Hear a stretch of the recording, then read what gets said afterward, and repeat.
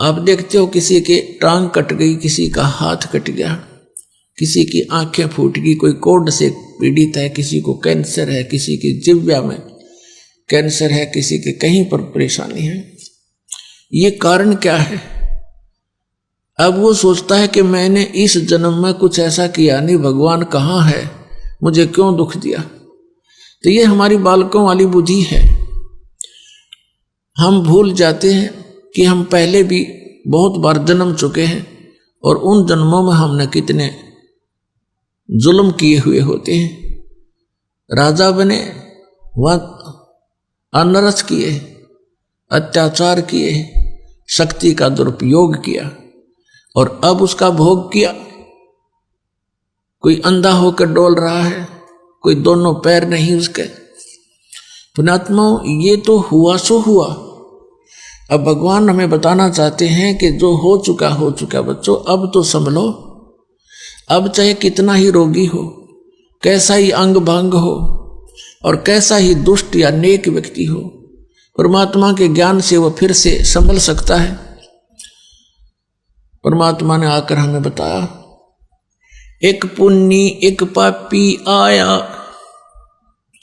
एक है सूम दलेल रे, गरीबदास हरि नाम बिना सब ही जम की जेल रे। जैसे कुछ पुण्य आत्माएं हैं, अच्छी आत्माएं हैं, नेक नीति से जीवन निर्वाह कर रहे हैं, वो किसी को कष्ट नहीं देते, भगवान से डरने वाले भी हैं, लेकिन वो भक्ति नहीं कर रहे क्योंकि उनको ज्ञान नहीं कि एक और काम आवश्यक है।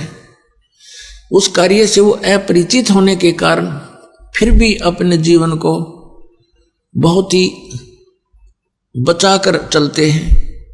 और एक व्यक्ति दूसरा उसके साथ है, शराब भी पीता है, चोरी भी करता है और भी बदमाशी करता है और वो भी अपना जीवन जी रहा है।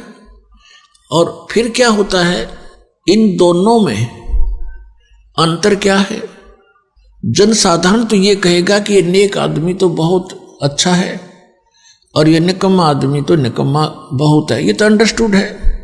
लेकिन जब हम इस अध्यात्म ज्ञान से तोलेंगे, जितने वो अच्छे और बुरे हैं वो तो है ही हैं, लेकिन जीवन दोनों का ही व्यर्थ है। अब ये कैसे कि जैसे एक खेत है, जमीन है 1 एकड़, वो बा रखी है, संवार रखी है, उसमें घास फूस अड़ंगा है नहीं, खरपतवार से रहित है। और दूसरा किला है, उसमें झाड़ बोझड़े जंखाड़ नेरे उगे हुए हैं, कांटेदार झाड़ी है, किक्कर बबूल जाम गया है। एक वो एकड़ जमीन है। यदि उस बाहे संवारे खेत में, एकड़ जमीन में बीज नहीं बोया तो दोनों एक जैसे हैं। उस बाहे संवारे का क्या लाभ हुआ जब बीज ना बोया था? वो भी उससे जैसा है, जैसा वो व्यर्थ है, ऐसा ही वह व्यर्थ है। तो कहने का भाव ये है कि जब हम राम नाम का बीज बोवांगे, फिर वो अच्छा व्यक्ति तो अच्छा और गणा हो गया। और यदि उस झाड़ जंखाड़ उगे हुए निकम्मा व्यक्ति भी बुरे काम छोड़ के और परमात्मा के मार्ग पर लग जाता है, वो भी अच्छा हो जाएगा। उसको थोड़ा समय लग जाएगा। जैसे किसान जब उस खेत ने संवारना शुरू करता है तो उस बंजर जमीन में थोड़ा सा मेहनत ज्यादा करनी पड़ती है, वो पर संवार के छोड़ दिया करे, चाहे कितना मेहनत। ये दास समझो किसान है और आप जी के अंतःकरण ये खेत हैं। अब नेक आत्मा आती है तो और अच्छा दास को घनी मेहनत ना करनी पड़ेगी, आते बीज डाल देंगे नाम का और प्रफुल्लित होगा। और जो शराबी कवाबी है, रिश्वतखोर है, चोर है, ठग डाकू है, वो बंजर जमीन है, वो भी अगर हमारे संपर्क में रहेगा